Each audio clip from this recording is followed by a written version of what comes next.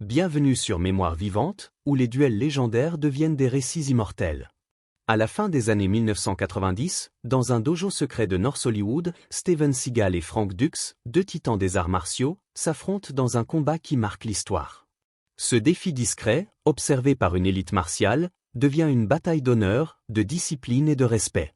Cette saga de 90 minutes retrace un affrontement où chaque mouvement raconte une quête de vérité, où la victoire transcende la rivalité. Plongez dans cette légende martiale, où le courage et l'humilité triomphent. Abonnez-vous, likez et activez la cloche pour vibrer avec nous. Dans l'intimité d'un dojo de North Hollywood, à la fin des années 1990, un combat secret entre Steven Seagal et Frank Dux devient une légende murmurée dans les cercles martiaux. Sans caméra, sans foule, seule une trentaine d'initiés ou instructeurs, chorégraphes, passionnés ou assistent à un duel qui transcende le sport. Une archive fictive rapporte qu'un spectateur aurait chuchoté « C'était comme voir deux philosophies s'affronter ». L'odeur de sueur et de scie remplit le dojo, les tatamis usés absorbent les pas lourds, et la lumière tamisée accentue la tension. Seagal, géant d'aïkido à la présence imposante, affronte Dux, énigme du ninjutsu et héros de Bloodsport. Leur combat, rythmé par des coups précis et des silences chargés, incarne un débat vieux de décennies, contrôle contre vitesse, réalité contre mythe. Dans les années 1990, les arts martiaux captivent l'Occident, portés par des films d'action et des dojos privés où la quête de légitimité anime les passions. La victoire de Seagal, par un takedown décisif, ne marque pas seulement la fin du match, mais le début d'un héritage. Une archive fictive cite un instructeur, « Ce soir-là, le respect a triomphé plus que la technique ». Ce duel, discret mais intense, devient un symbole d'honneur, une leçon intemporelle sur la force véritable, celle qui unit plutôt que divise, dans un monde où la rivalité martiale alimente les légendes. L'étincelle du combat naît dans l'ombre, loin des projecteurs d'Hollywood. Une conversation discrète dans un restaurant de Los Angeles, entre deux figures respectées du milieu martial, pose la question fatidique, et si Seagal et Dux se mesuraient? Ce murmure, d'abord anodin, enflamme les imaginations. Seagal, avec son passé d'aïkido au Japon et ses films comme Nico, incarne la discipline rigoureuse. Dux, auréolé du mystère de Bloodsport et de son prétendu kumite, fascine autant qu'il divise. Une archive fictive rapporte qu'un chorégraphe aurait dit « Tout le monde voulait savoir qui était le vrai maître ». Les années 1990, époque d'essor des films d'action et de débats sur l'authenticité martiale, rendent ce duel inévitable. Une exposition privée à North Hollywood, prévue pour réunir des experts partageant leurs techniques, devient le cadre idéal. Ce ne devait être qu'une démonstration, mais les rumeurs d'un sparring amical entre Seagal et Dux électrisent l'atmosphère. Les invitations, réservées à une élite martiale ou instructeurs de haut niveau, stuntmen, passionnés ou promettent un moment historique. Une anecdote fictive raconte qu'un organisateur aurait confié « On sentait que ce serait plus qu'un échange de coups ». Seagal et Dux, conscients des attentes, acceptent le défi, chacun porté par une quête personnelle. Seagal pour affirmer sa légitimité, Dux pour prouver que son mythe repose sur du réel. Ce murmure initial, né d'une simple idée, devient le prélude d'un affrontement légendaire. Steven Seagal et Frank Dux incarnent deux visions radicalement différentes des arts martiaux. Seagal, du haut de ses 1,93 mètres, est une figure imposante, tant par sa stature que par son parcours. Formé au Japon, il a maîtrisé l'aïkido et l'iaido, devenant le premier étranger à diriger un dojo d'aïkido à Osaka. Ses films, comme Piège en haute mer, mettent en avant un style fluide, basé sur le contrôle, la redirection et les clés articulaires. Une archive fictive cite un élève japonais, Seagal est un roc, ses mouvements sont une leçon de maîtrise. Dux, plus petit et agile, tire sa légende du ninjutsu Koga Yamabushi, appris, selon lui, auprès d'un maître mystérieux, Sanzo Tanaka. Bloodsport, inspiré de ses exploits au kumite, revendique 56 knockouts consécutifs et plus de 300 victoires, des chiffres non vérifiés qui alimentent les controverses. Dans les cercles martiaux, Seagal est vu comme un praticien rigoureux, parfois polarisant, Dux, comme un showman énigmatique, admiré par certains, douté par d'autres. Une anecdote fictive raconte qu'un instructeur aurait plaisanté, Seagal est un chêne, Dux une ombre insaisissable.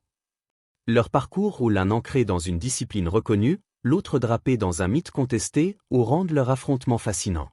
Ce combat n'oppose pas seulement deux hommes, mais deux philosophies, la force mesurée contre l'agilité imprévisible, la réalité contre la légende. Leur rencontre dans ce dojo devient un carrefour où l'honneur martial se mesure à la vérité. Le dojo de North Hollywood, ce soir-là, est un sanctuaire d'intensité brute. Les tatamis, usés par des années de combat, absorbent le poids des pas. L'odeur de sueur, de cire et de tension flotte dans l'air, tandis que la lumière tamisée projette des ombres longues sur les murs.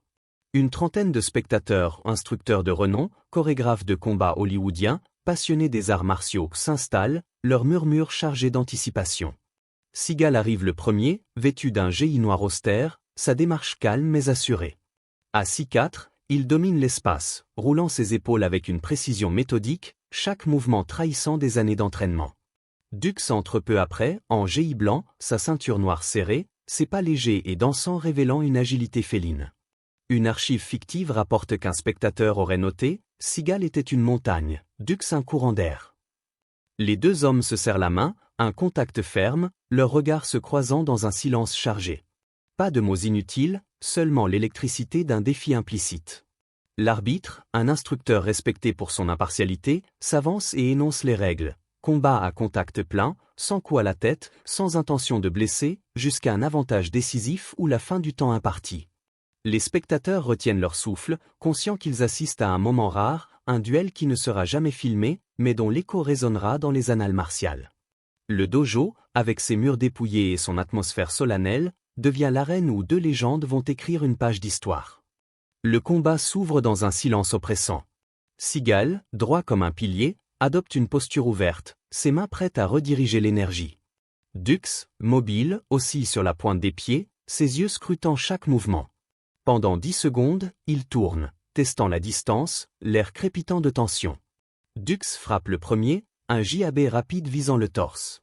Seagal esquive d'un pivot subtil, repoussant Dux d'une paume légère au sternum.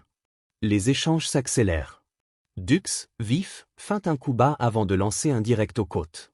Seagal bloque, saisissant le poignet pour une clé articulaire, mais Dux s'échappe d'une torsion agile, provoquant des murmures d'admiration. Une archive fictive cite un chorégraphe, c'était une danse de précision, chaque pas calculé. Dux enchaîne les feintes, épuisant Seagal, mais le géant reste maître du centre du tatami, dictant le rythme. Puis Dux trouve une ouverture, plaçant un coup net au torse, suivi d'un crochet effleurant les côtes. Seagal contre-attaque, utilisant sa portée pour déséquilibrer Dux avec une poussée contrôlée. À mi-combat, Dux accélère, balayant la jambe de Seagal, suivi d'un coup aux côtes et d'une paume au torse. Seagal recule, impassible, mais la foule sent l'élan de Dux. Pourtant, Seagal reprend l'initiative, coupant les angles, forçant Dux à dépenser son énergie. Dans les dernières minutes, Dux lance une combinaison agressive. Coup bas, jab, crochet, un autre coup bas. Seagal, patient, attend son moment. Alors que Dux s'avance pour un coup final, Seagal l'intercepte, saisissant son poignet et son épaule, et le projette au sol d'un takedown fluide. Dux touche le tatami avec un bruit sourd, et Seagal le maintient en une prise ferme mais sans cruauté. L'arbitre, voyant la position sécurisée et le temps écoulé, arrête le combat. La foule exhale, électrisée par l'intensité du duel. Le combat s'achève, mais son impact résonne. Seagal se relève, offrant sa main à Dux, qui l'accepte avec un hochement de tête. Un regard échangé, un silence chargé de respect mutuel scelle leur duel. La foule applaudit, mesurée, consciente d'avoir assisté à un moment historique. L'arbitre déclare Seagal vainqueur, son takedown final étant un chef-d'œuvre de contrôle et de précision. Pourtant, les discussions qui suivent nuancent le verdict. Certains louent la vitesse et l'audace de Dux, qui a tenu tête à un maître reconnu. D'autres admirent la patience et la maîtrise de Seagal, qui a dicté le rythme jusqu'à la fin. Une archive fictive rapporte qu'un instructeur aurait déclaré « Seagal a gagné », mais Dux a prouvé qu'il était plus qu'un mythe. Ce combat, jamais filmé, devient une légende chuchotée, transmise par les témoins dans les dojos et les plateaux de cinéma. Pour Seagal, il renforce sa légitimité, prouvant que son aïkido transcende les écrans. Pour Dux, il montre qu'il peut rivaliser avec les meilleurs, malgré les doutes sur son passé. Pour les spectateurs, c'est une leçon d'honneur. La vraie victoire réside dans le respect mutuel, non dans la domination. Une anecdote fictive raconte qu'un chorégraphe, des années plus tard, aurait dit « Ce combat m'a appris que l'ego n'a pas sa place sur le tatami ». Ce duel, dans un dojo discret, reste un symbole intemporel de discipline et de camaraderie martiale. Qui méritait vraiment la victoire ? partagez vos pensées dans les commentaires. Merci de nous avoir regardés. À bientôt pour une nouvelle légende.